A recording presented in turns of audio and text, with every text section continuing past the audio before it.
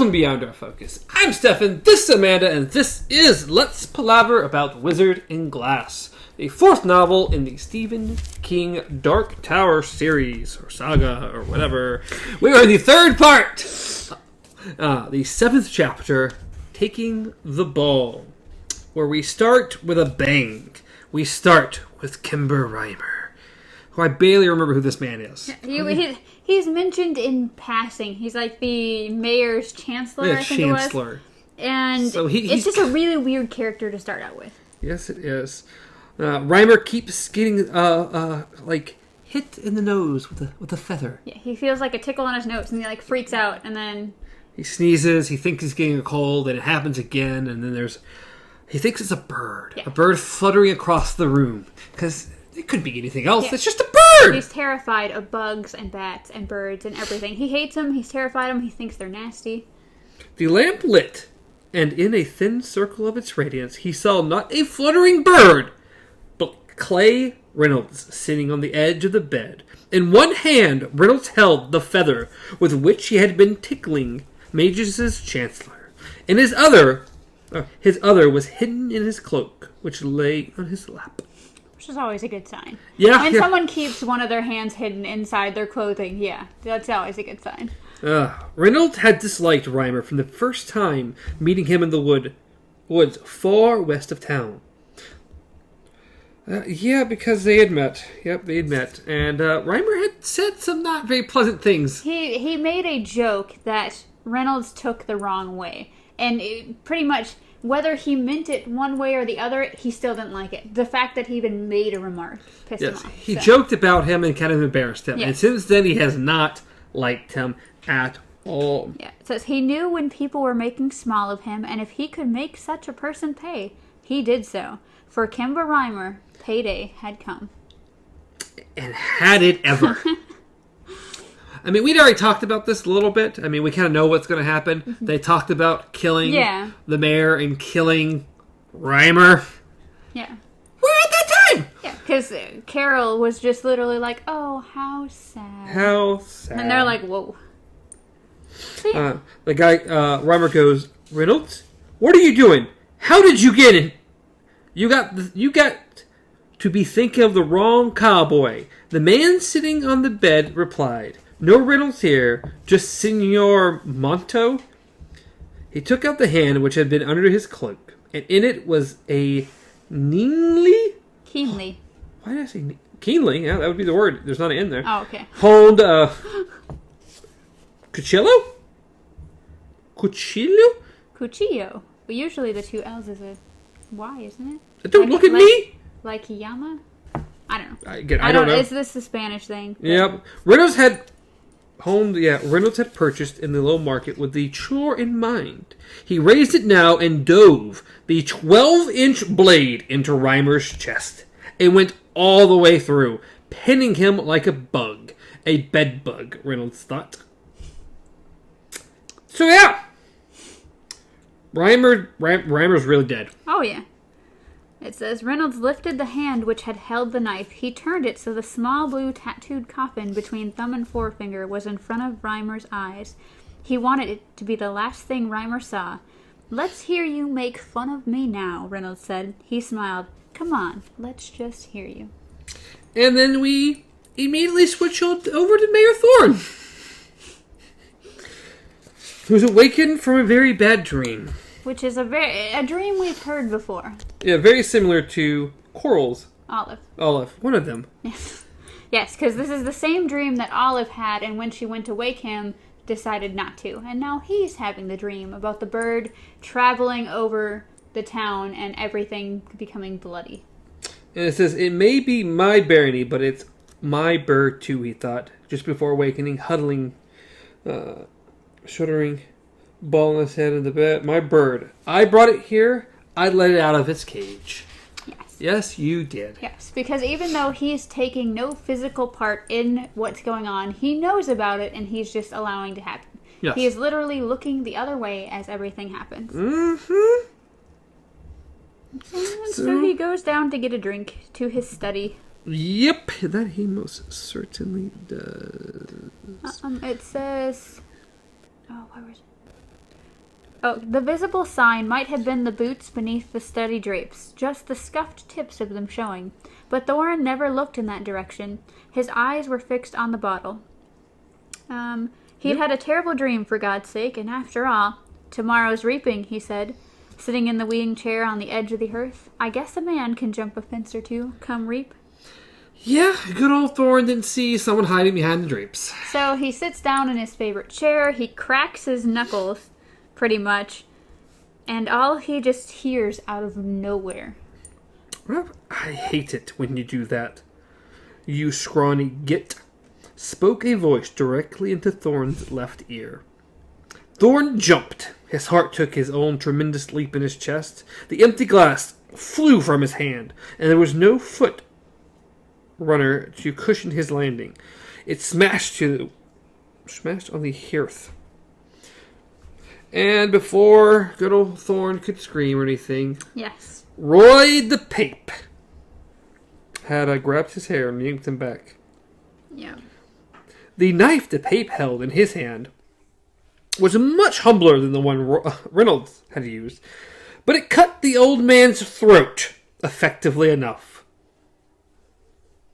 Well, goodbye, Thorin. Yeah. He's gone. Slow death. Yes. Oh, it says, the Pape let go of Thorin's hair, went back to the drapes he had been hiding behind, and picked something up off the floor. Mm-hmm. It was Cuthbert's lookout. The Pape brought it back to the chair and put it in the dying mayor's lap. Bird, Thorin gargled through a mouthful of blood. Bird! Yar, old fella, and trigger you to notice at a time like this, I will say. The Pape pulled Thorin's head back again and took out the old man's eyes with 2 quick flips of his knife. One went into the dead fireplace, the other hit the wall and slid down. Thorin's right foot trembled briefly and was still. One more job to do. So he picked up the little nightcap with the little ball on the end, dipped it in blood, and did the eye. Yep. The good man's eye. Just real super friendly there. Just nice and lovely. It says, there, he murmured, standing back. If that don't finish him, nothing on earth will. True enough, the only question left unanswered was whether or not Roland's catet could be taken alive. And then we switch over to Jonas. Or Lenny. Jonas had told Lenny exactly where to place the men. 2 inside the stable, 2 more out, 3 of these latter gents hidden behind rusty old implement, 2 hidden in the burnt-out remains of the home place, 1, Dave Hollis, crouched on top of the stable itself, spying over the roof peak. Lenny was glad to hear that the men in the posse took their job seriously. There were only boys, it was true, but boys who had one occasion come off ahead of the big coffin hunters. So yeah, they're waiting. They got into their ambush positions, as we know from previous chapters, because we're on the outside of this entire situation, is that Roland and his catet still believe everything's going on tomorrow. Yep. So. And it's not. No. We also find out that though Sheriff Avery is the sheriff, he's just kind of sitting back. He's letting Lenny do all the actual management of the situation.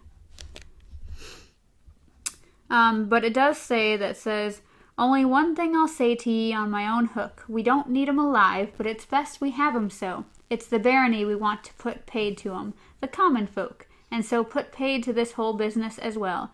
Shut the door on it, if you will. So I say this, if there's cause to shoot, shoot, but I'll flay the skin off the face of any man who shoots without cause.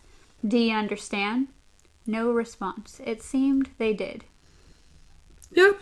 Don't kill the boys. Don't do it unless you have no choice, but don't do it. Pretty much. Because we've set up this entire frame, we want the townspeople to see them. We want the townspeople to be mad at them. We want the townspeople to decide their fate.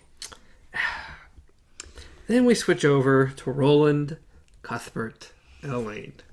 No. Who are just insanely oblivious to what's going on. So insanely oblivious. Just going about their morning like it's nobody's business. It just says, His instincts did not awake. Elaine's touch, which had sensed Jonas the day Jonas had killed the pigeons, did not so much as quiver. As for Cuthbert, and then of Cuthbert's just doing his best to be Cuthbert. He's loud, he's happy, he's just ready to keep on going. And it says, they set off across the dooryard, sensing the 8 pairs of eyes on them, not at all. They walked into the stable, past the 2 men flanking the door, one hidden behind an ancient harrow, the other tucked behind an untidy stack of hay, both with guns drawn. Only a rusher sensed something was wrong. He stamped his feet, rolled his eyes, and as Roland backed him out of his stall, tried to rear. Hey, boy, he said, and looked around. Spiders, I reckon. He hates them. No, not spiders, Not Roland. spiders, that's not what's going on. Look, Cuthbert said cheerily, still unaware of the men standing directly behind him and his friends. He was pointing north. A cloud in the shape of a bear. Good luck for it. Don't move, cullies, friend Lenny called. Don't so much as shuffle your god-pounding feet.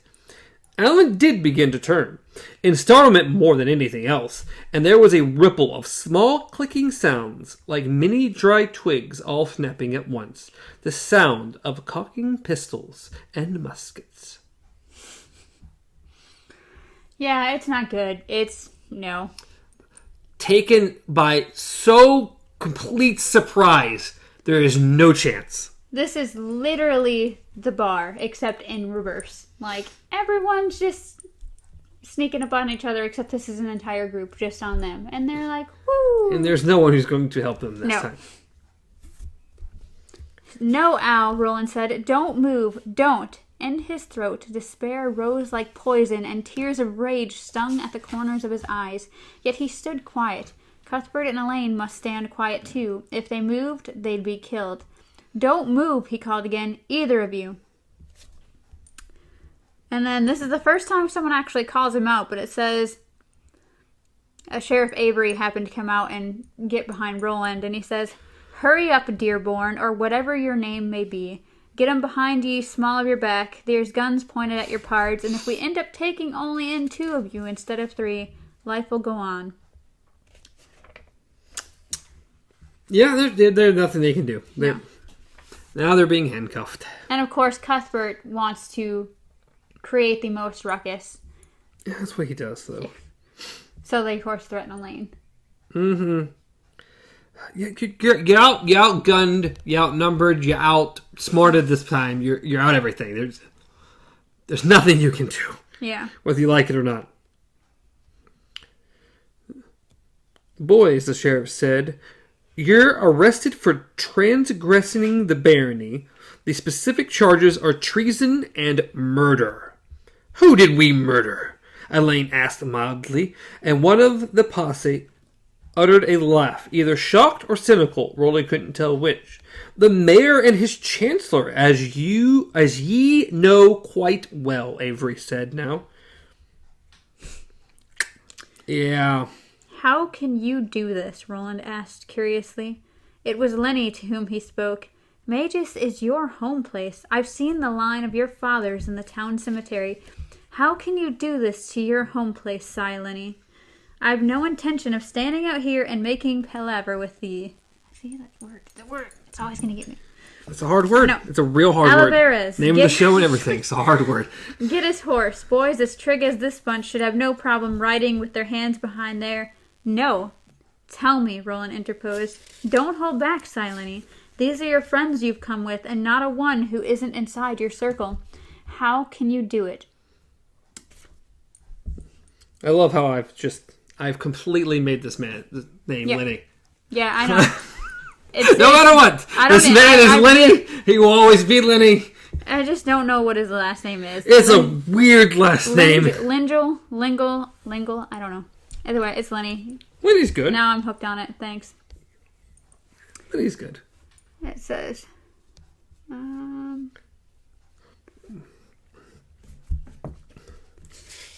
you're not going to live long enough to profit from advice, Dearborn, he said, but I'll give you some anyway. Stick with the winners in this world and know how the wind blows so you can tell when it changes direction. You've forgotten the face of your father, you scurrying little maggot, Cuthbert said clearly. This got to Lenny in a way Roland's remark about his mother had not. It showed in a sudden bloom of color in his weathered cheeks. It's a really big insult in this world. It is. For whatever reason. Is forgetting the face of your father. You get Roland talking to Deputy Dave. Mm-hmm.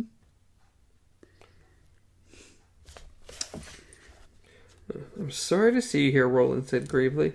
I'm sorry I am too to be here, the deputy said. If murder was your business, I wish you'd gotten to it sooner, and your friend shouldn't have been so arrogant as to leave his calling card. He nodded towards Cuthbert.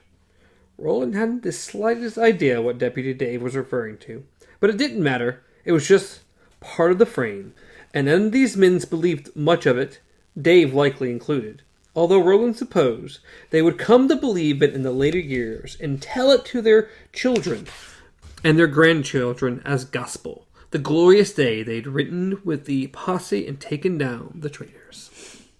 Because that's how it always goes. Yeah. No matter what side you're on, as the years go by, you're always going to be like, yeah, I remember that day. In the end, I mean, if you killed the boys and they go down as traitors, it looks good on you. You help take down the traitors.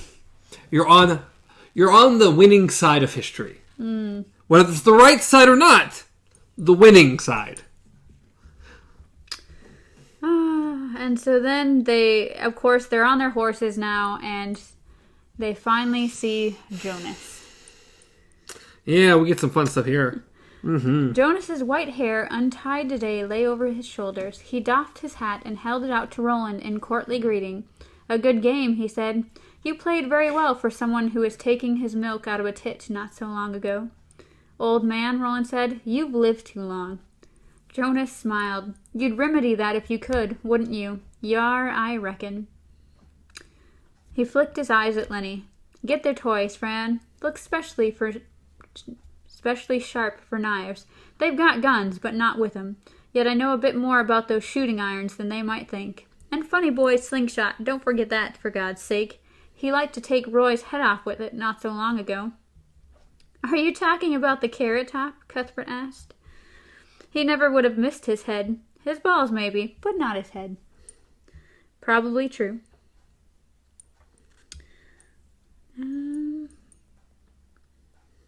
Says the slingshot was on the back of Cuthbert's belt, tucked into a holster he had made for himself.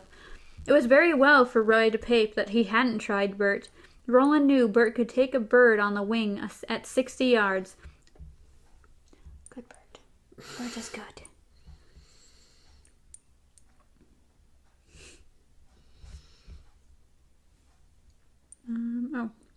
What's your real name, brat? Fess up. No harm in telling now. You're going to ride the hansom, and we both know it. Roland said nothing. Lenny looked at Jonas, eyebrows raised. Roland squeezed Rusher's sides. The horse trotted towards Jonas, and suddenly Roland knew something. As with all the best and truest intuitions, it came from nowhere and everywhere. Absent at one second and all there and fully dressed at the next. Who sent you west, maggot? He asked as he passed Jonas. Couldn't have been Court. You're too old. Was it his father? The look of slightly bored amusement left Jonas's face, flew from his face as if slapped away. For one amazing moment, the man with the white hair was a child again, shocked, shamed, and hurt. Yes, Court's die. I see it in your eyes, and now you're here on the clean sea, except you're really in the West. The soul of a man such as you can never leave the West. Jonas's gun was out and cocked in his hand with such speed that only Roland's extraordinary eyes were capable of making the movement. There was a murmur from the man behind them, partly shock, mostly awe. Jonas, don't be a fool, Lenny snarled. You ain't killed him after we took the time and risked to hood 'em and tie their hooks. Are ye? Yeah. Jonas seemed to take no notice. His eyes were wide. "Watch your words, Will Dearborn," he said in a low, hoarse voice. "You want to watch 'em ever so close. I got 2 pounds of pressure on a 3-pound trigger right this second." "Fine. Shoot me," Roland said. He lifted his head and looked down at Jonas. "Shoot, exile. Shoot, worm. Shoot, you failure. You'll still live in exile and die as you lived." For a moment he was sure Jonas would shoot, and in that moment Roland felt death would be enough, an acceptable end after the shame of being caught so easily. In that moment Susan was absent from his mind. Nothing breathed in that moment, nothing called, nothing moved. The shadows of the men watched the confrontation, both on foot and on horseback, were printed depthless on the dirt. Then Jonas dropped the hammer of his gun and slipped it back into his holster. "Take 'em to town and jug 'em, and when I show up, I don't want to see one hair harmed on one head.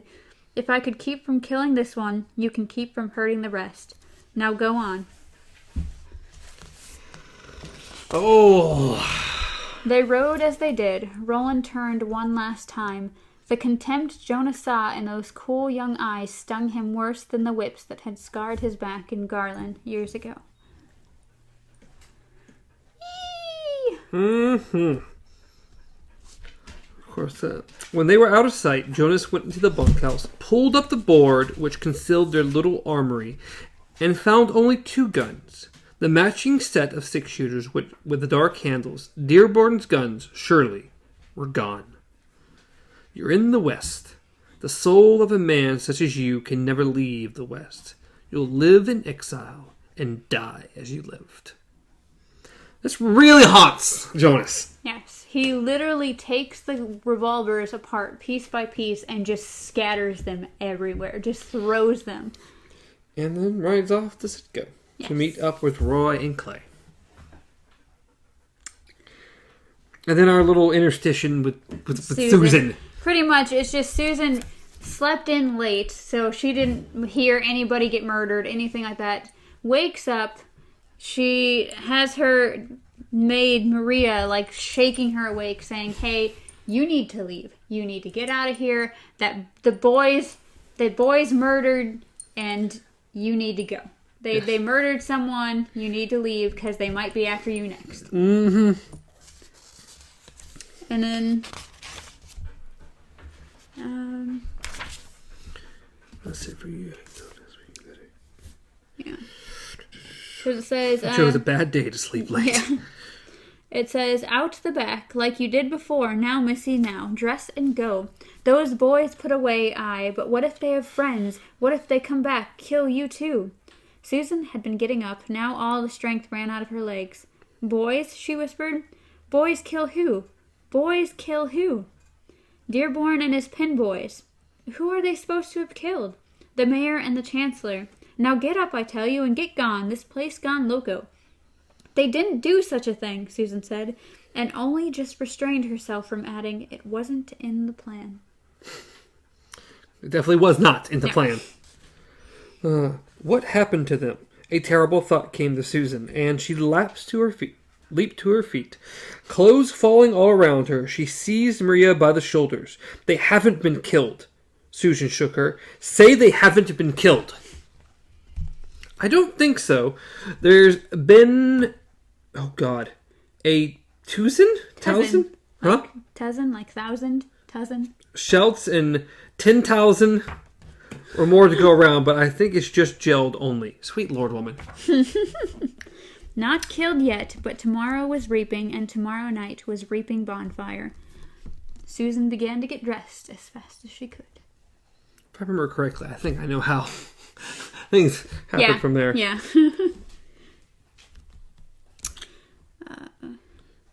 Reynolds, who had been with Jonas longer than DePape, took one look at the figure cantering toward them through the skeletal oil derricks and turned to his partner. "Don't ask him any questions. He's not in any mood for silly questions this morning." Who does that sound like? I know.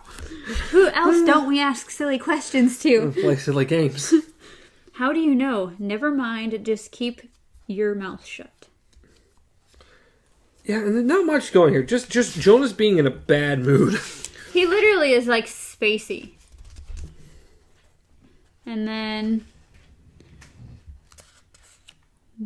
Yeah, it's like he's not even, like, agitated, really. Like, I mean, he kind of snips at them, but most of it is he's lost. Like, he's just mumbling, and they're like, you're scaring me, so maybe I shouldn't say anything. And also has a realization, if Jonas goes crazy...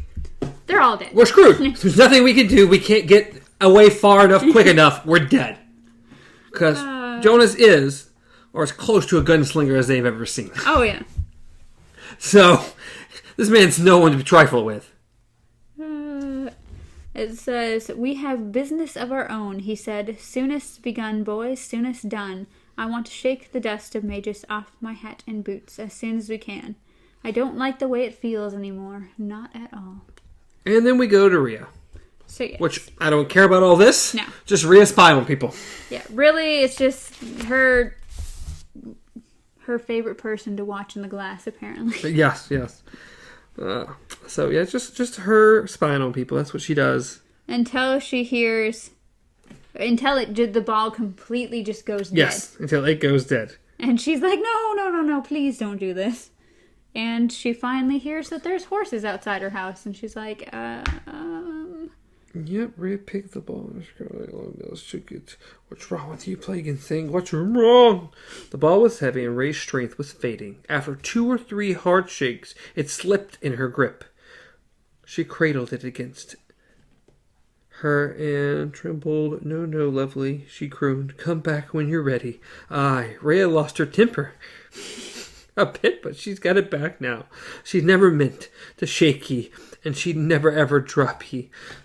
So she broke off and cocked her head, listening. Horses approaching. Nope, people are here. The boys? Nope, not the boys. Rhea the Coos. Come out here and bring what you were given. Worse, Farson wants his property. We've come to take it. Not the boys, but the big coffin hunters. Never, you dirty old white-haired prick, she whispered. You'll never take it.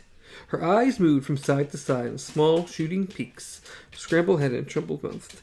She looked at the disease, quality-driven, noisy atmosphere, dark corpse eyes. Yeah. Wow. So pretty much the ball was completely dead because originally it was still slightly glowing, but now it was just black. Yeah. It says a shriek came from the hut.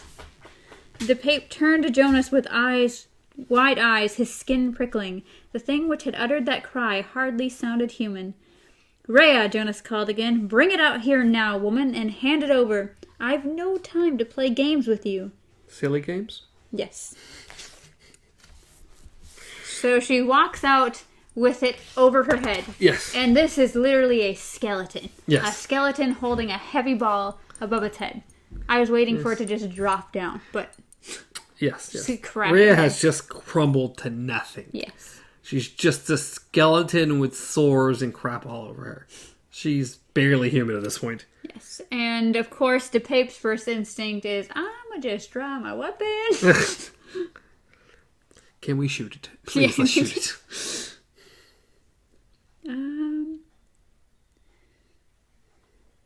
Jonas thought that the last might be a scurvy balloon, but he didn't really care. What I cared about was the ball uprised in the dying woman's long, shriveled claws. So now we're back to Rhea, and she's finally getting it. She's like, I have a plan. I have a plan now. It says... The glass was dark, and as much as she hated that darkness, it had cleared her mind. Jonas, she cried. Eldred Jonas. I'm here, old mother, he said. Long days and pleasant nights. Never mind your sops. Time's too short for 'em. Says, and then, of course, she holds it above a stone. Says, what do you want? Jonas asked. The ball's gone dark. All the time I had it in my keeping, it was lively, and then pretty much just blames it on him and says it doesn't want to go with you. Nevertheless, I'm under orders to take it. Jonas's voice became soft and conciliating. It wasn't the tone he used when he was in bed with Coral, but it was close. Think a minute, and you'll see my situation. Farson wants it, and who am I to stand against the wants of a man who will be the most powerful in Midworld when Demon Rune arises next year? If I come back without it and say Rhea the Coos refused me of it, I'll be killed. If ye come back and tell him I broke it in your ugly old face, you'll be killed too, Rhea said. She was close enough for Jonas to see how far her sickness had eaten her. Yeah, but you know what? Given the option of death, I'm going to be taking you with me. Aye, Mother, but you'd know given choice... Okay, yeah. Says, it's found its mistress, I wot. That's why it went dark at the sound of your voice. Found the one it wants, has it? What should we do about that? Take me with ye. Her face twisted into an expression of gruesome greed. She looked like a corpse that is trying to sneeze. She doesn't realize she's dying, Jonas thought. Thank gods for that. Take the ball, but take me as well. I'll go with ye to Farson. I'll become his soothsayer, and nothing will stand before us, not with me to read the ball for him. Take me with ye. All right. Although what Farson decides is none of mine, you know that. Aye. Good. Now give me the ball. I'll give it back into your keeping if you like, but I need to make sure it's whole.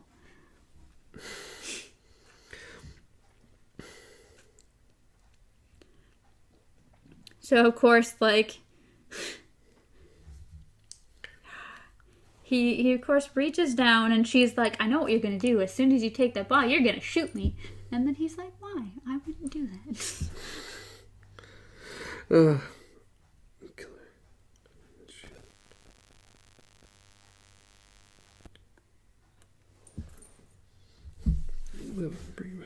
Just already considered. It's weird that, I don't know, this whole thing says, ye think I'll take the ball, then draw my gun and kill her. What harm? Isn't that true? No. Yet there would be harm. And all to you and yours. Kill me and the ball will never shine from Farson again. For someone I some day may hap, but not for him. And will he let ye live if he bring his toy back and he discovers it's broken? Why does Jonas actually believe her? I think it's more of one of those, let's just get this situation over as quickly as possible, and this is really the only way to do it. Not really, because he could double-cross her. Yeah. He could take the ball, shoot the witch dead, and move on. But he chooses not to. Then again, we don't know how much Jonas really knows about the thing. He doesn't seem like he's into... But he also seems to know enough that he knows things he's done to people. I don't know. It's just strange because I would think that he is the type that would double cross her. He really is. Even his men think so. Yeah, well, his men wanted to shoot her right from the beginning, so. I think you may. Let's see. Jonas already considered this. We have a bargain, old mother. You go west with the glass unless you die beside the trail some night. You'll pardon me for saying so, but you don't look well. She crackled. I'm better than I look, O.R. Years left, for this clock of mine runs down. I think you may be wrong about that, old mother, Jonas thought. But he kept his peace and only held out his hand for the ball. Woman, you're a walking corpse at the moment. I don't know. So apparently she very, very didn't much want to, but she finally gives it over. And of course, the first thing that happens is his head immediately starts hurting. Because this ball immediately senses how strong his life force is and is like, mine. Pretty much. As the instant passes from her to him, the ember of pink light pulses deep in the depths of the glass. A throb of pain into Jonas's head, and a shiver of lust. As from a great distance, he heard the Pape and Reynolds cocking their pistols.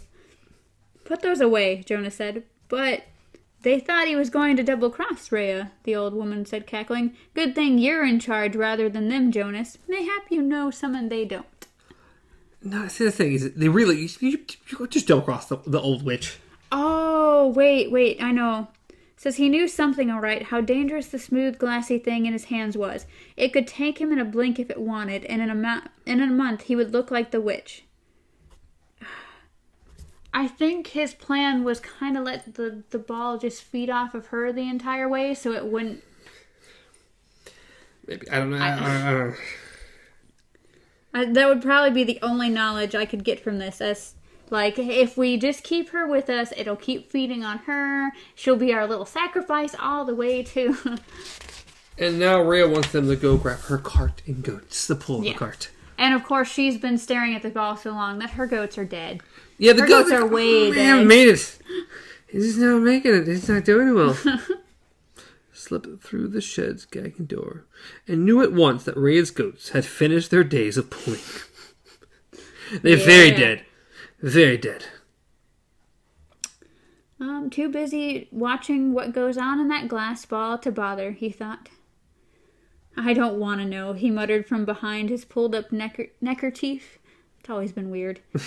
The only thing he did want right now was to get the hell out of here. So they dragged the cart out. Yes, this black cart with gold painting stuff all over the side of it. For some reason, that just weird. I pictured like the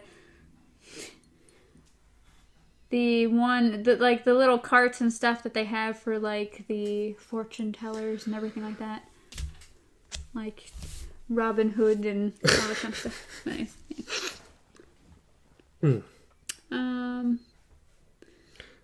Rhea goes to get the drawstring bag and bring it back out to him. To which he puts it back in the bag. And then Jonas thought it over and said, I see front to begin, I guess. You'll do for her and this glass babble as well, I reckon, until the party's over tomorrow. Aye, seafront. I've never been there, Rhea said, moving forward again. When she reached Jonas's horse, which tied the shy away from her, of course it did. Me too. She opened the bag. After a moment of further consideration, Jonas dropped the ball in it. It bulged around the bottom, making a shape like a teardrop. Rhea wore a sly smile. Mayhap we'll meet Thorn. If so, I might have something to show him in the good man's toy that he'd interest ever so much. If you meet him, Jonas said, getting down to help hitch the pape's horse to the black cart, it'll be in a place where there's no magic is needed to see far. She looked at him, frowning, and then the sly smile slowly resurfaced. Why, I believe our mayor met with a accident.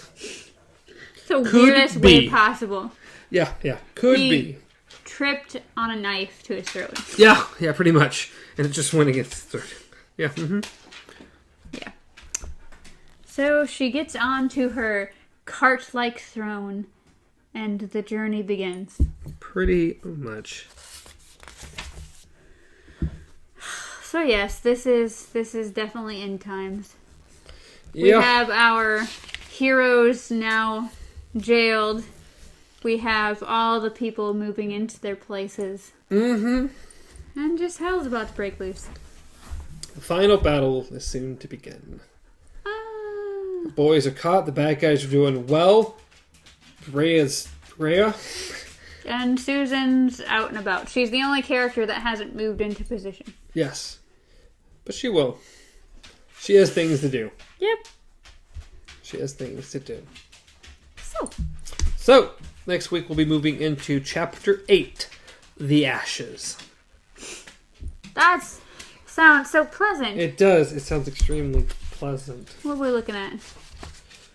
We're looking at another, let's see, Maybe girl. 94, only 19 pages this time. Oh, not bad. So not even 20. Yeah, we'll be moving to Chapter 9, Reaping. The end times. And then eventually we're going to get back to our crew, right? Yeah, I mean, at the end of the book. I just can't remember how far into the end of the book. I miss our buddies, okay? As far as... Oh, this next chapter's going to be a big one. It's going to be a big one.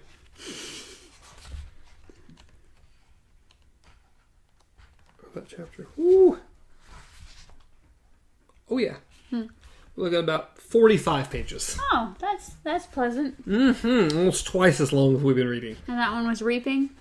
Oh, yeah, it's Reaping. Yeah. It's a good, thick chapter. Yay! Chapter 10, which I think will end this story before we move back into... Oh, that's going to be a big one. Oh. They just keep going. Stop! Sweet Lord. Stop! Oh, that's going to be a big chapter. Oh, it's oh.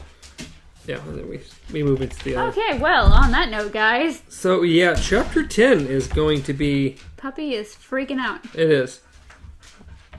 It's going to be 51 pages. Oh, my goodness. So we got 2 giant chapters coming up. Oh, those are going to be fun when we get back. But it is the end time. The end of days. The end of days. But a good chapter. A lot of bad things, but a good chapter nonetheless. Cold nose.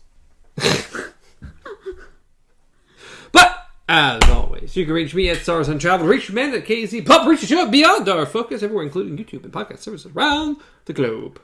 Maybe. Reach the puppy at puppy.com. Puppy.com. Probably not. Probably not. I'm throwing that out there. Probably not. I'm sure there is a puppy.com. Yeah, I'm sure there is. She will not be there, but it exists. Sure, you can occasionally catch her on my Instagram, but yeah. Puppy's got a puppy. So, any final thoughts? Hang in there, guys. Hang in there with us.